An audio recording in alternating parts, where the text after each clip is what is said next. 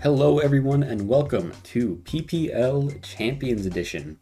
That's right, with a release of the new game comes a new format of draft. This is PPL VGC Season 1, and yes, this was planned as a singles 6v6 season, but because of the nature of Champions, we had to pivot. That is alright though, I'm still really excited for a VGC season.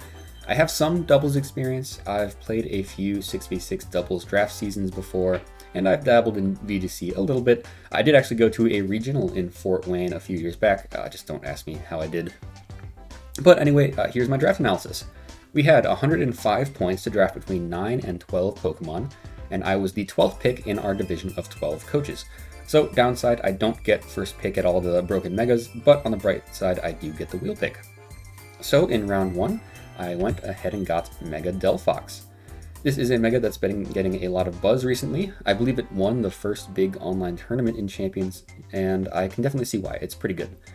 This feels like a very no-nonsense Mega, just getting on by good stats here. I think of it as a different take on Mega Charizard Y, giving up the breaking power of Drought for a crazy base speed stat of 134. This turns Delphox into an insane anti-offense piece, outspeeding threats like Mega Gengar, Mega Frostlass, Sneasler, and base Aerodactyl. Its special attack is crazy too, with a very strong Heat Wave to threaten big damage and even nasty plot for setup if we really want to lean into a wall-breaking set. Add in Stab Psychic, coverage like Focus Blast, Dazzling Gleam, and Grass Knot, and utility in Fast Encore, and you have a pretty massive threat to work with. Mega Delphox definitely has its weaknesses though. While it's not the frailest thing in the world, it still hates to be outsped, so fast threats like Mega Aerodactyl and Dragapult are big problems.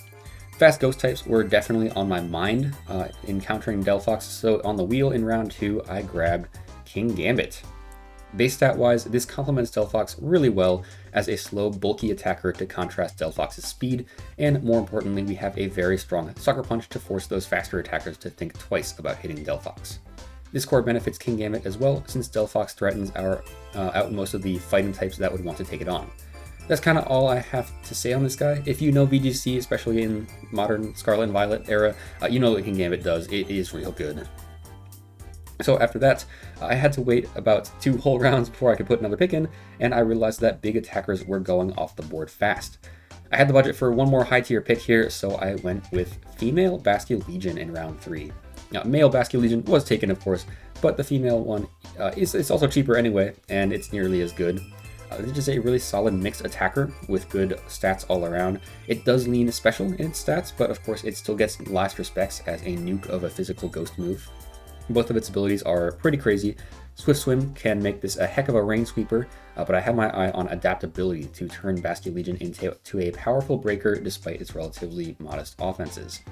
Choice Scarf adaptability is definitely the set I'm keeping in mind to patch up its mediocre speed, with strong physical and special options to work with, but a bulkier set could also be viable, and like I said, Swift Swim also works as strong speed control. Especially with my round 4 pick here, Klefki, which I drafted as pure Prankster support. The immediate thought here is Rain Dance support for Basculegion, but there's a lot Klefki can do for the team. Thunderwave stands out as priority speed control, Reflect and Light Screen can help the whole team tank hits, and Sunny Day is also an option. Imagine Mega Delphox Heat Wave in Sun. For reference, that's the same special attack stat as Charizard Y, so that's the same power on a much higher speed stat. Klefki also gets Trick Room, and more importantly Imprison, so we can stop Trick Room setup for a team that so far really doesn't want to see Trick Room go up. The Prankster support options are really what make Klefki such a good pick, but it also doesn't hurt that it has one of the best defensive typings in the game. Alright, next we have round 5, and my third pass at the wheel, and here I went with Gliscor. And the main thing Gliscor does is that it is the best Tailwind setter left on the board. Yeah, I definitely waited too long to pick up Tailwind if I wanted a really good setter, but I think Gliscor will do the job when it has to. On top of Tailwind, it's a big physically defensive ground type, not the strongest one out there, but we can still spam Stab Earthquakes next to Levitate Delphox and check physical attackers with our big defense stat. Poison Heal isn't super useful with no Toxic Orb in the game, but Hyper Cutter is actually a really solid ability against opponents with Intimidate. Then for round 6, went ahead and grabbed Goodra, which is a nice Spadef counterpart to the physically defensive Gliscor. Goodra provides another bulky attacker for the draft, and because of its massive Spadef and pure dragon typing, it's also a very nice check to opposing Sun and Rain, which are both archetypes that were drafted in this division. Hydration means that Goodra technically benefits from my own Rain as well, even if it's just a little bit, so there's some extra synergy with Basket Legion and Klefki. This is 6 points, same as Gliscor, but I think Goodra is actually pretty underrated for its tier between its stat spread and very wide move pool. Next up in round 6, I was shocked to see it make it this far, but I got Weavile. This pick gives me a good fake out user, as well as a second very fast Pokemon to help out my speed tiers. Weavile is also just really strong. Stab, Knockoff, and Triple Axe will get you pretty far, so an extremely threatening fast Pokemon with fake out. I think Weavile is generally a pretty underrated doublesmon. I got a lot of value out of it for the last time I drafted it in a double season. I think it synergizes well with the team despite it overlapping a dark type with King Gambit. It's not like you're drafting Weavile for the defensive utility anyway.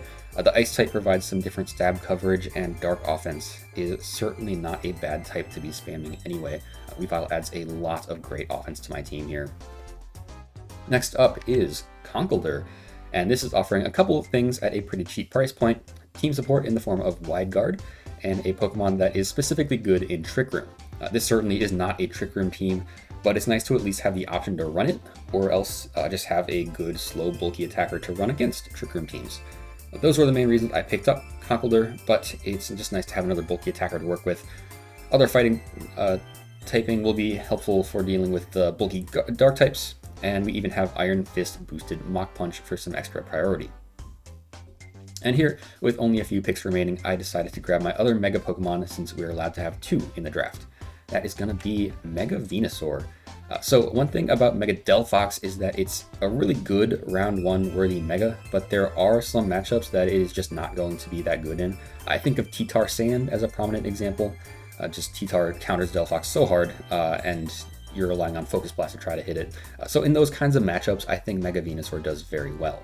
The bulky rock, ground, and water types that check Delphox absolutely hate Mega Venusaur. This guy has pretty titanic bulk and a very solid special attack, along with very few weaknesses, so it's a really good bulky offense piece that's good at trading with opposing teams. Yeah, this draft is becoming very bulky offense, but it's me drafting what you expect. And it has a move pool with everything we could possibly want. Synthesis, Leech Seed for recovery, Sleep Powder, Giga Drain, and Sludge Bomb for stabs, and even Earth Power as coverage. One more note about this, the way Megas work in this draft is that they're forced to hold their Mega Stone, but they do not have to Mega Evolve during the battle. This means that I can bring both Delphox and Venusaur and just Mega Evolve one of them, which is to say I can basically use Mega Delphox alongside basically itemless Chlorophyll Venusaur for a terrifying manual Sun Core if the opportunity presents itself. Alright, so now we have 3 points left, which means everything is a budget pick now. So in round 10, I picked up the 2 points Manectric. And this is mainly providing 2 things for me, a good base 105 speed tier, and Electro Web, which means that I can slap a Choice Scarf on this guy for fast speed control. That's the main idea, because other than that, Manectric is a run-of-the-mill electric type attacker, although overheat for coverage is pretty nice. I could actually see Manectric being a good bring at some point this season, although of course it's still niche. And finally, for 1 point, my last pick is Chimecho, and Chimecho is a real cutie. So that is going to do it for the draft. I really like how the team turned out, and the season starts very soon. I'm uploading this video pretty late, so expect week 1 very soon. Uploads for the Fire Blast division happen every Saturday. So with all that said, I will see you all next time.